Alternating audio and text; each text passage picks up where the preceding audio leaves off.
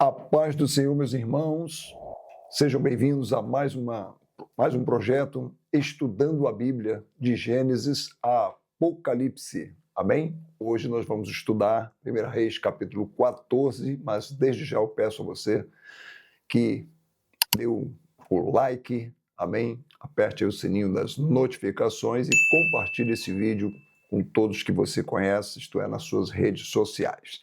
Ok? 1 Reis, capítulo 14, ele vai falar do fim do reinado de Jeroboão e do fim do reinado de Roboão. Então nós vamos aprender bastante com o estudo de hoje, que tem a parceria de Sérgio Medeiros, foto e vídeo. Amém? Então vamos lá.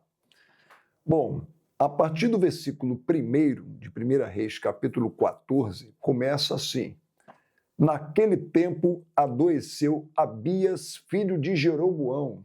Então o rei Jeroboão, que reinava na parte do norte de Israel, vamos lembrar que a nação está dividida entre reino do norte e reino do sul. E agora, olha só, que hipocrisia e que ironia. O Jeroboão vai procurar a sua mulher e vai dizer para ela o seguinte: você vai se disfarçar para que ninguém descubra que você é minha mulher, você vai até Siló, tá ok? Vai até Siló, lembrando que Siló está muito próximo lá do sul, isto é, muito próximo do reino de Judá, bem pertinho do reino de Judá, perto do templo, aonde mora o profeta Aías.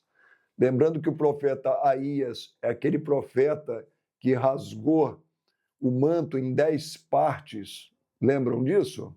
Se não lembram, vai lá no nosso canal e acessa lá os vídeos que você vai ver. O profeta Aías é aquele que rasga o manto em 10 partes e entrega a Jeroboão, né, a profecia de que ele reinaria sobre 10 tribos e Roboão sobre 2 tribos. E agora vai lá nesse profeta para ver o que ele vai falar acerca do menino, porque o menino adoeceu, meu filho adoeceu, Jeroboão falando. Olha, não chega lá de mão vazia, não. Você leva 10 pães, leva bolos, uma botija de mel, tá? E ele vai te declarar, porque ele é um profeta sério, ele vai te declarar o que vai acontecer com o menino. Não, mas peraí. O Jeroboão não é o mesmo que colocou um bezerro de ouro lá em Betel, o mesmo que colocou um bezerro de ouro lá em Dan? Não é o mesmo que saiu levantando sacerdotes à revelia de qualquer maneira, dentre os piores homens que haviam ali no meio, né, do povo? Não é esse camarada que se prostrava perante falsos deuses, que levantava altos, né, e altares pagãos? Como é que agora ele está buscando o profeta que falava a verdade? Ah, porque o seu filho adoeceu. Então agora ele viu que a coisa ficou séria, ele viu que ele precisava de vamos trazer para o nosso tempo, né? Ele precisava de um crente sério, de um crente verdadeiro, e nessa hora em que ele precisou de um crente verdadeiro, ele mandou a esposa se disfarçar para ir até o crente verdadeiro, para saber o que o crente verdadeiro falaria em nome do Senhor. Você está vendo como é que são as coisas, irmão? Será que mudou? De lá para cá mudou alguma coisa? Quando você precisa da palavra de Deus, a quem você recorre? A esse crente meia boca, que você conhece de repente aí algumas dezenas deles, ou você vai ao crente verdadeiro? As pessoas, quando precisam ouvir a palavra de Deus, elas vão até você, como um crente verdadeiro, ou não? E aí a mulher de Jeroboão vai fazer exatamente como ele orientou, ela vai até Siló, e quando ela entra na casa de Aías, tá? Aías já estava velhinho, ele já estava cego, mas não estava cego dos olhos espirituais, estava cego dos olhos naturais. Mas o discernimento espiritual de Aías permanecia claro, nítido. E aí o Senhor, Deus, falou com Aías: olha, a mulher de Jeroboão está vindo te consultar, porque o filho de Jeroboão e também filho dela está doente, tá? E você vai dizer para ela que não tem boa notícia para eles não, tá? Tem boa notícia não. E aí, quando a mulher começa a se aproximar, que o profeta Aías começa a ouvir o som de pegadas, ele imediatamente já fala: entra, mulher de Jeroboão. Ela deve ter tomado um susto, né, irmãos? Por que tu se disfarças assim? Eu estou sendo enviado por Deus com duras novas. Tem uma notícia dura aqui para vocês, tá? Você vai lá, volta, diga a Jeroboão que assim disse o Senhor, o Deus de Israel. Diga a ele que, porquanto eu o levantei no meio do povo para colocá-lo como príncipe sobre o povo de Israel, eu dividi a casa de Davi em reino do norte e do sul e dei a ele a parte do norte com 10 tribos, mas ele não guardou os meus mandamentos, ao contrário, ele andou conforme o seu coração, ele foi fazendo conforme o que queria e fez muito mal, fez pior ainda. Foram e buscaram outros deuses, imagens de fundição, me provocaram a ira, enfim, me lançaram como se eu não fosse coisa alguma. Portanto, diga a ele, mulher, que eu vou trazer mal sobre a sua casa e destruirei Jeroboão. Todos os homens, até o menino, será destruído, até o escravo que trabalha para ele, como o livre do norte, eu vou destruir. E lançarei fora todos os descendentes da casa de Jeroboão, da mesma maneira como se lança fora o esterco, até que toda descendência se acabe. Bem, irmão, que sentença, hein? Misericórdia, mas também o que Jeroboão fez, irmãos, foi assim uma afronta, né? Contra Deus. E ele vai dizer o seguinte: e se Jeroboão está pensando que os que morrerem da sua descendência vão ter sepultamento digno, não vão ter não, tá? Porque quem morrer de Jeroboão na cidade, os cães vão comer as suas carnes. E o que morrer no campo, as aves do céu vão comer as suas carnes. Então, versículo 12, ela levanta-se com aquela notícia pesada, volta para casa, tá? E entrando na cidade, tão logo ela põe os pés na cidade, irmãos, o menino morre. O menino morre, tal como foi falado pelo profeta. E aí o reino de Israel no norte começou a prantear, tá? E Deus falou que só o menino, aquele menino inocente, que é um bebê, né, teria um sepultamento digno, só. Porque só ele, aos olhos de Deus, era visto como inocente, porque o restante, ninguém teria um sepultamento justo. Lembra nas aulas, nos estudos anteriores, que eu disse, né, que muita gente se levantou contra Roboão lá no sul por conta do aumento de impostos, mas ninguém se levantou contra a idolatria, contra a prostituição, contra o fato de Salomão, já no final do seu reinado, e Roboão, né, estarem se prostrando perante falsos deuses. Não, ninguém se levantou contra isso.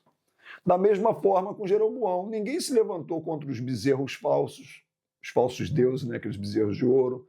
Ninguém se levantou contra os falsos sacerdotes. Então o povo, de alguma maneira, eram coniventes com as atitudes desses reis, tanto do norte quanto do sul, ok? De maneira que agora o juízo de Deus não alcança só esses reis, mas vai alcançar também todo o povo. Amém, amados? E aí vem a sentença agora de uma profecia, versículo 15, que depois nós vamos ver aqui ela se cumprindo em outros textos. Também o Senhor ferirá Israel, como se agita a cana das águas, e arrancará Israel desta boa terra, prometida desde Abraão, lembra? Terra que emana leite e mel, Deus provendo ali, né? De uma maneira extraordinária e sobrenatural, porque Israel é uma terra de deserto, mas Deus estava provendo e fazendo de Israel, naquela época, de Davi e Salomão, um reino extraordinário que ia do Mediterrâneo até o rio Eufrates, que ia do Líbano até o Egito, certo? Um reino extraordinário que atraiu a curiosidade da rainha de Sabá, que era um outro reino glorioso. Então, eles não honraram ao Senhor com essa prosperidade, com essa bênção que Deus derramou sobre os seus reinados. E agora Deus está dizendo o seguinte: eu vou espalhar vocês, eu vou espalhar, vou arrancar Israel dessa boa terra, porque vocês fizeram ídolos, me provocando a ira. Pastor, isso se cumpriu? Cumpriu, irmãos. Vamos analisar aqui 3 textos rapidamente. Em 2 Reis, capítulo 15, no versículo 29, diz assim, ó, nos dias de Peca, rei de Israel, veio Tiglat-Pileser, rei da Assíria, não é da Síria, Assíria, e tomou a Ijon, a Ebel-Bet-Maaca, a Janoa, a Quedes, a Azor, a Gileade, a Galileia e toda a terra de Naftali, ou da tribo de Naftali, e levou os seus habitantes para a Assíria. Então o Império Assírio veio e tomou o reino do norte.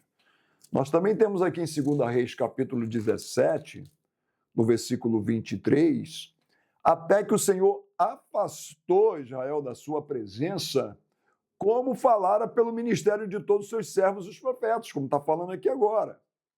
Assim foi Israel transportado da sua terra para a Assíria, onde permanece até o dia de hoje, quer dizer, desde aquela época em que o Reis foi escrito.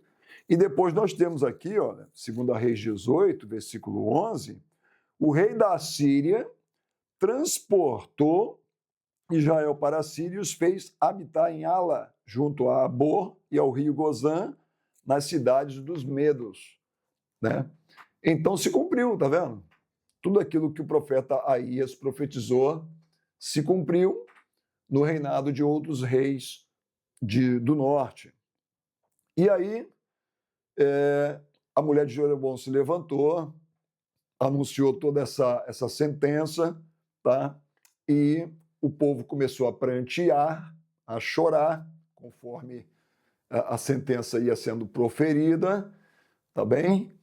E quanto aos mais atos de Jeroboão, versículo 19, como ele guerreou, como ele reinou e tudo que está escrito nos livros das crônicas dos reis de Israel, a gente vai ver os detalhes lá nos livros de 1ª e 2ª crônicas. Muito bem.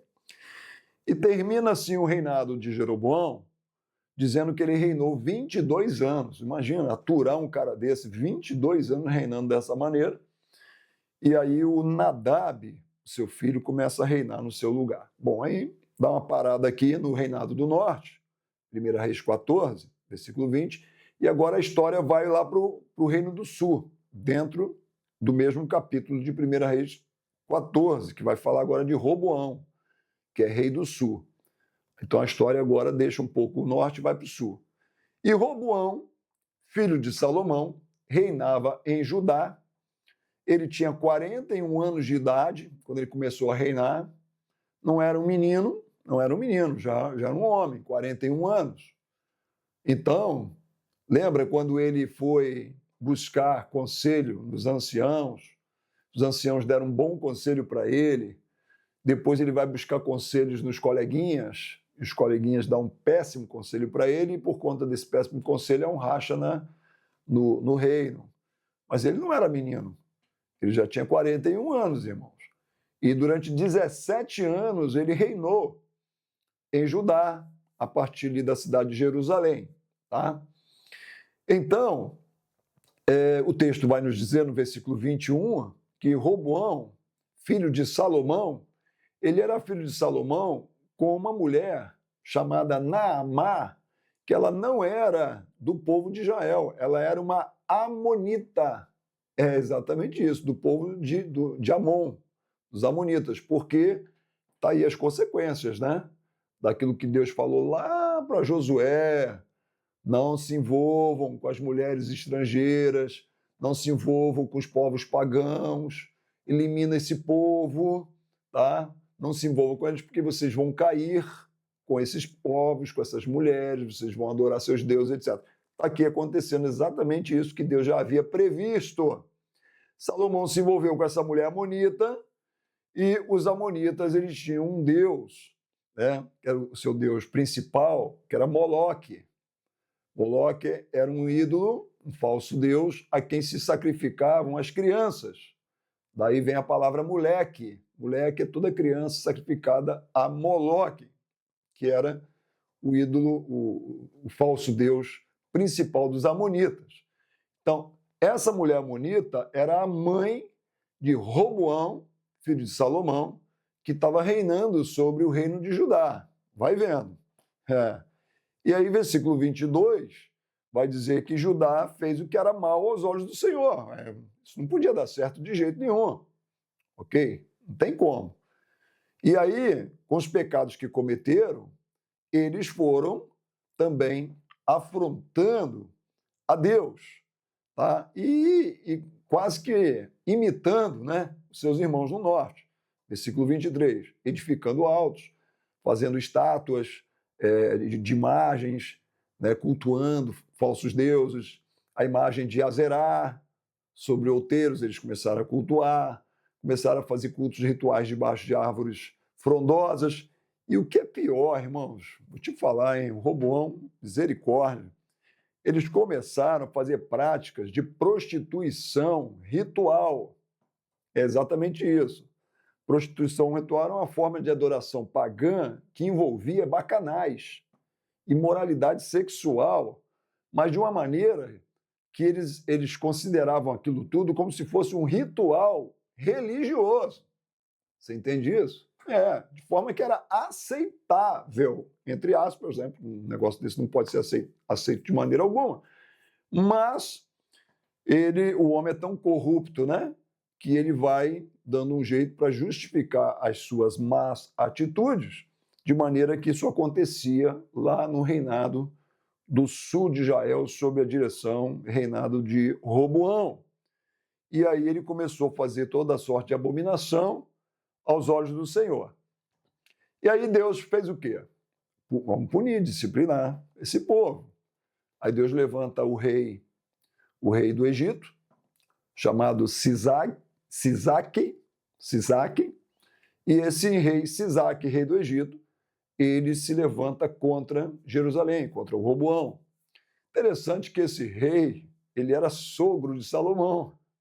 Ele é o pai da esposa, tá, do Salomão. Lembra que Salomão, quando ele assume o reinado, ele casa com a filha do rei do Egito? É esse rei do Egito aí, que agora, né, vai atacar o filho de Salomão. Ele é sogro de Salomão e vai atacar agora o filho de Salomão. E aí sabe o que ele faz, irmãos? Ele chega lá em Jerusalém e ele toma os tesouros da casa do Senhor. É isso mesmo que você está ouvindo. Deus permite que isso aconteça.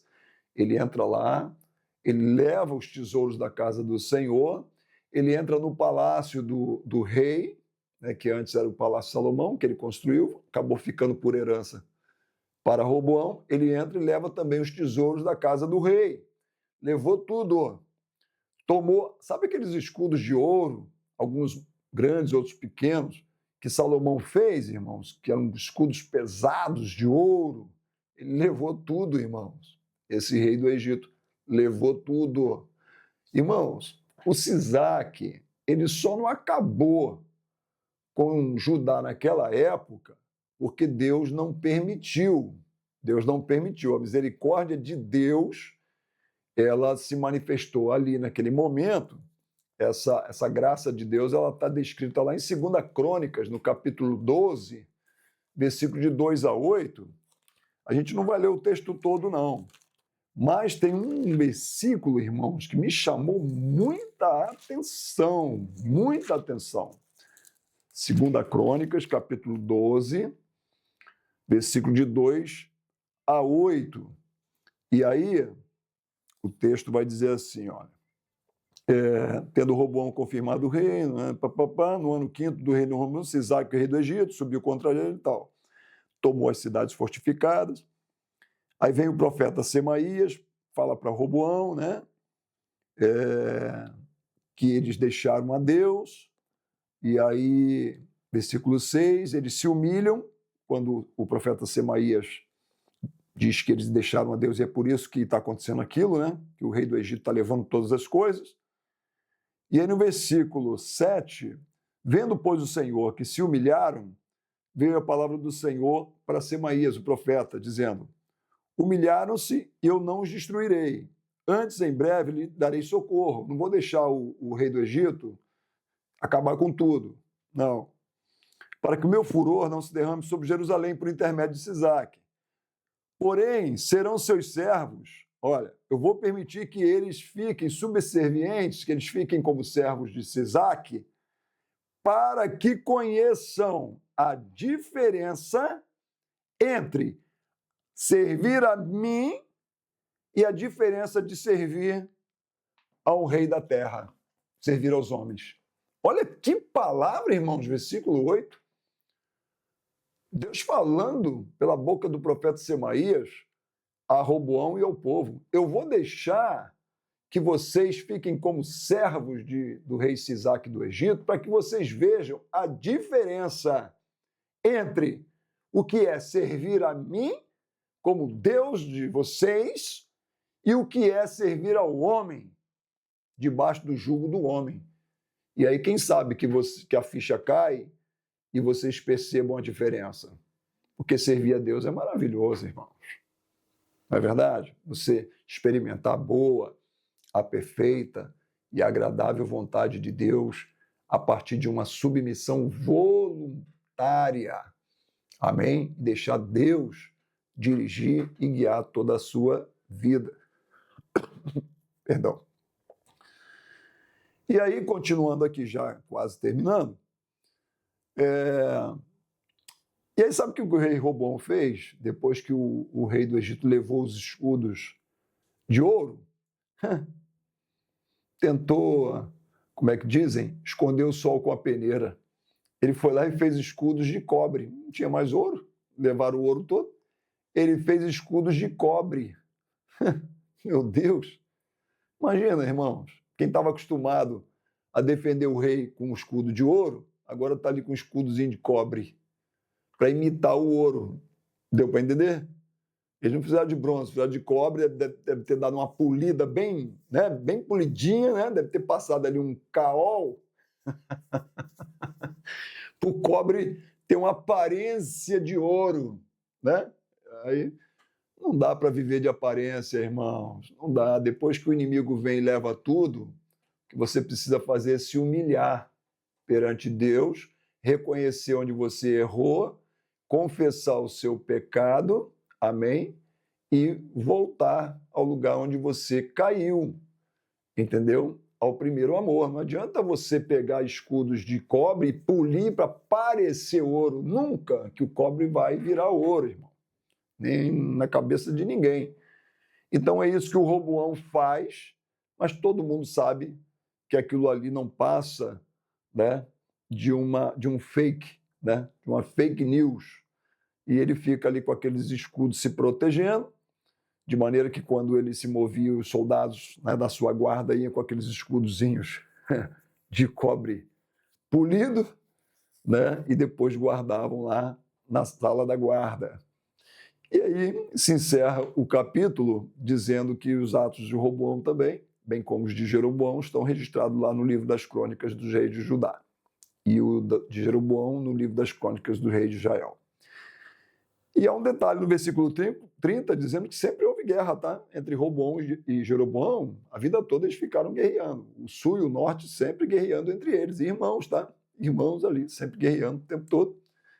E aí o Roboão morre, é sepultado na cidade de Davi e, de novo, versículo 31 reafirma que ele era filho de um amonita. Parece que o texto está querendo, assim, reafirmar que ele era o que era por conta desse vacilo de Salomão se envolver com mulheres pagãs. Então o texto, de novo, reafirma aqui no versículo 31, 2 vezes já, no mesmo capítulo, que ele era filho de uma mulher amonita, tá? E Abias, seu filho, reina no seu lugar. Amém, amados? Sendo assim, nós encerramos este capítulo. Espero que você tenha gostado, espero que tenha edificado a sua vida. E se você gostou, não esqueça de dar o like e de compartilhar esse estudo para todo o seu ciclo de amizade. Amém? Deus te abençoe, fique na paz. Beijo no